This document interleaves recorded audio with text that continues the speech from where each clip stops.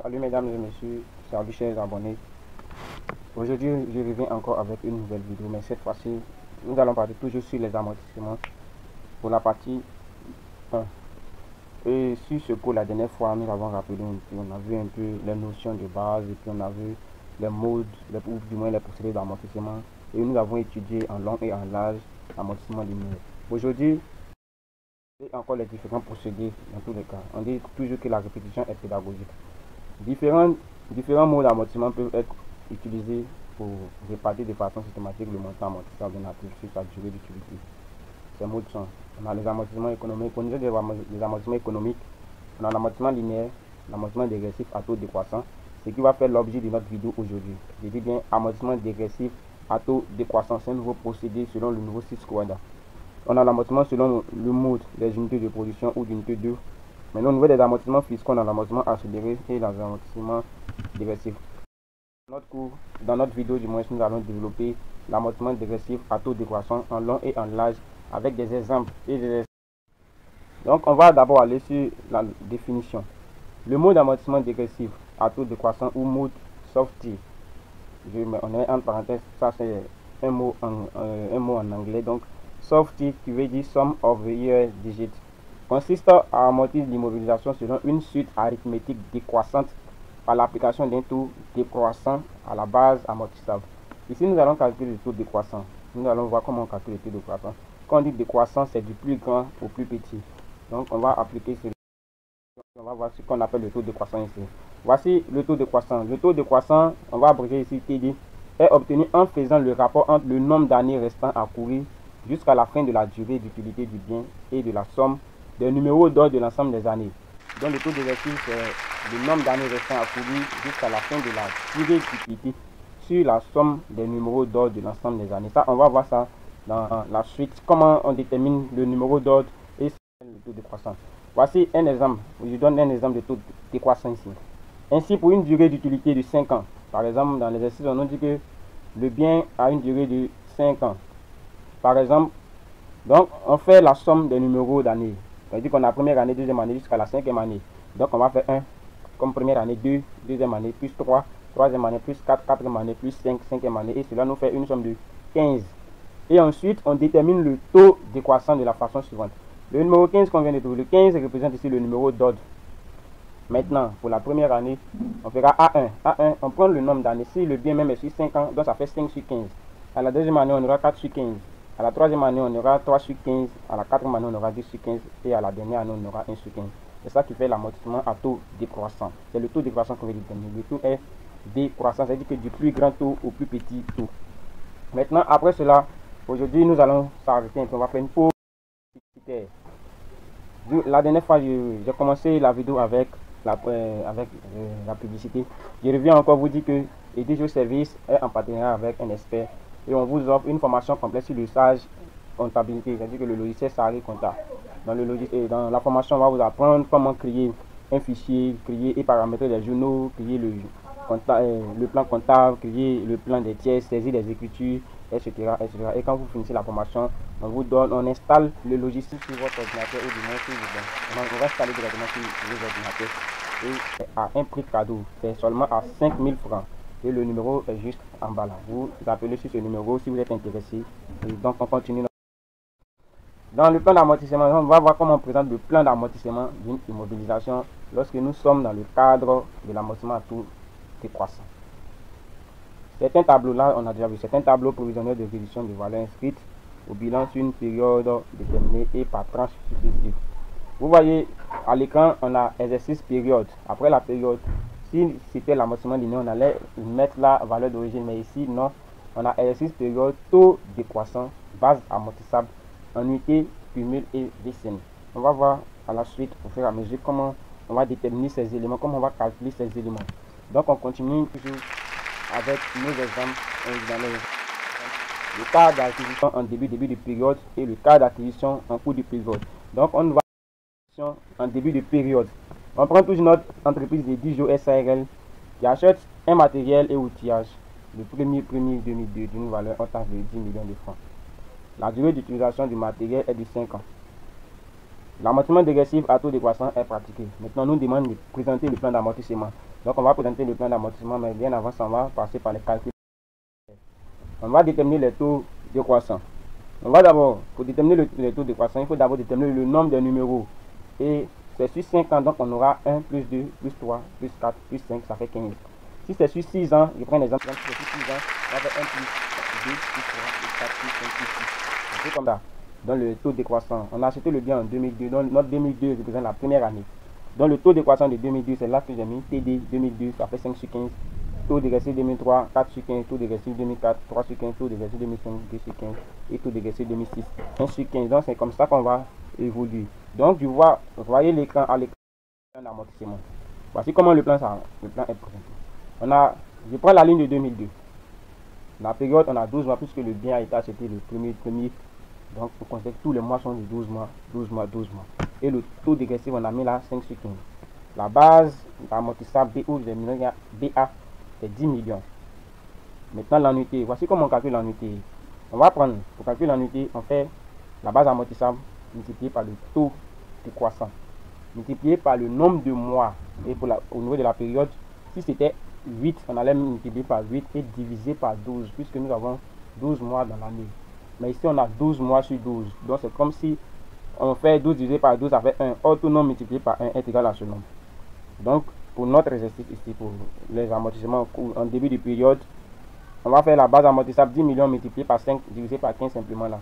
Et ça nous donne l'annuité. Puisque si on multiplie par 12 et on revient diviser par 12 encore, c'est comme si on est toujours sur la même, la même valeur, ou du moins sur le même montant.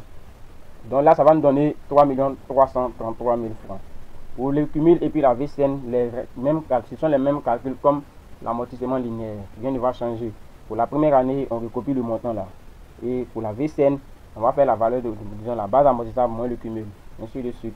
Vous voyez là, pour l'année 2003 par exemple, on a 12 mois. Le taux dégressif c'est 4 sur 15 et la base amortissable 10 millions. On fait 10 millions multiplié par 4 divisé par 15.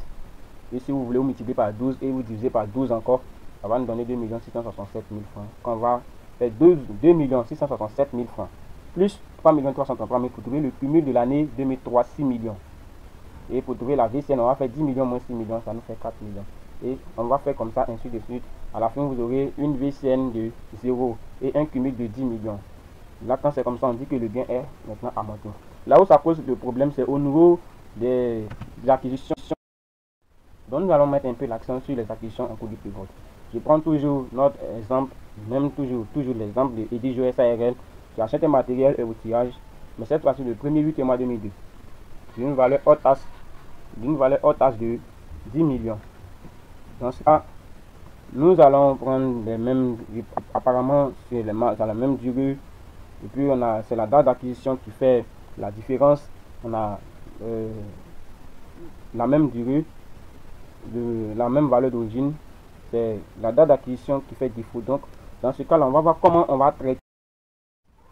traite ce genre de cas. C'est-à-dire que les amortissements à taux dégressif, les amortissements dégressifs à taux décroissant, comment on traite ces cas lorsque nous sommes en cours de période. Donc nous prenons ici les calculs préliminaires. On va déterminer le taux ou du moins les taux. On a toujours la même formule comme le premier cas. On fait le nombre des numéros et ça nous fait 15, et au fur et à mesure on prend les taux là, 5 sur 15, 4 sur 15, au fur et à mesure. Maintenant, voici comment le plan d'amortissement va. Là, j'ai mis là en rouge. Vous voyez à l'écran en rouge, c'est bien écrit en rouge. Annuité égale base amortissable multiplié par TD. TD, c'est le taux dégressif, multiplié par la période divisé par 12. Je prends la première ligne. On a période. J'ai mis 5 ici parce qu'ils ont acheté le bien le premier 8e mois. La dernière fois, on a fait le décompte ici. Pour faire le décompte, on a acheté le bien le premier 8e mois. Donc, on aura 8e mois, 9e mois, 10e mois, 11e mois, 12e mois. Et ça nous fait 5 mois. Donc, pour l'annuité, comme on va calculer l'annuité, on va faire la base amortissable 10 millions multiplié par le taux dégressif qui est 5. On va multiplier par 5 divisé par 15. Maintenant, on multiplie par la période qui est 5. On multiplie par 5 et on divise par 12. Ici, on est obligé de passer par cette formule. C'est pas comme les amortissements en début de période. Et ça va nous donner 1 388 889. Maintenant, on revient pour la deuxième ligne, c'est-à-dire en 2003. En 2003, vous voyez qu'on a deux périodes. On a une période de 7 mois et une période de 5 mois. Voici comment ça se passe. en 2002, d'abord en 2002, on a eu 5 mois.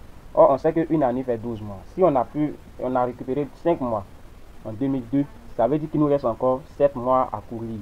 Et c'est les 7 mois qu'on vient rattraper en 2003. Et en 2003, si on a pris 7 mois de 2002 là, il va nous rester 5 mois pour avoir les 12 mois de 2003. C'est pourquoi, vous voyez sur la ligne de 7 mois, on a le taux 5 sur 15. Et pour les 5 mois, on a le taux de 4 sur 15. Et c'est comme ça va se faire jusqu'à la fin. Vous voyez, on a 2004. En 2004, le taux, c'est 4 sur 15 et 3 sur 15. Mais les périodes sont différentes. On a la période de 7 mois. Au fur et à mesure, on rattrape les 7 mois. Les 7 mois seront rattrapés jusqu'à la fin. Donc, c'est un peu comme ça, on va évoluer maintenant. Dans la colonne des annuités, vous voyez là qu'on a deux montants à partir de 2003 jusqu'à 2006. Donc, pour la première ligne, on a 10 millions multiplié par 5 divisé par 15 et multiplié par 7 divisé par 12. Ça va nous donner 1 944 444. Et pour la deuxième ligne, on a 10 millions multiplié par 4 divisé par 15 multiplié par 5 divisé par 12.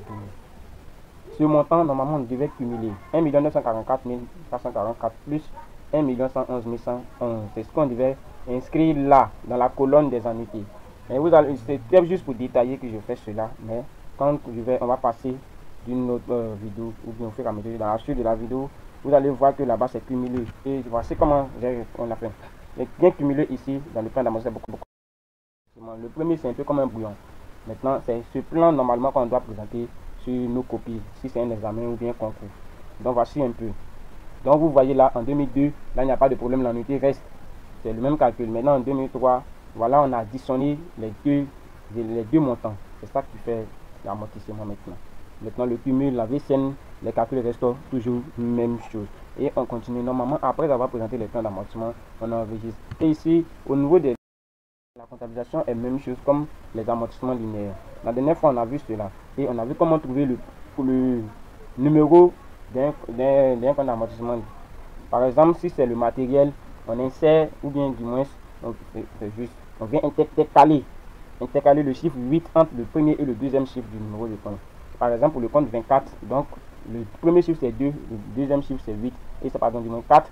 Donc on va intercaler 8 entre 2 et 4, ça fait 284, c'est le compte d'amortissement du matériel.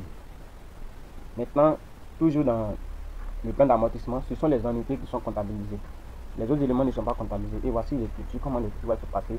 Et j'ai fait toujours comme je le fais avec un exemple. Mais cette fois-ci, j'ai pris l'écriture au 31 d'une année, en 2002. Voici le montant, c'est l'annuité simplement qu'on vient enregistrer. Et les autres ne sont pas enregistrés. Ça dépend en fait de l'année. Voilà. Donc mesdames et messieurs, ainsi prend fin notre vidéo. Et je vous demande de vous abonner. Pour ceux qui ne sont pas encore abonnés, de s'abonner au fur et à mesure. Les vidéos viennent, comme on le dit, les vidéos sont là. On va effectuer le cours ensemble jusqu'à la fin. Je suis là, je suis disponible pour vous. Abonnez-vous et s'il y a des critiques ou bien des suggestions, vous pouvez les mettre en commentaire. Si vous avez par exemple besoin d'un cours, vous pouvez mettre le thème en commentaire. Je vais développer cela pour vous et ça va avancer. Ok, abonnez-vous sur la page de la correction officielle. Et partagez les vidéos, aimez, likez les vidéos et puis partagez.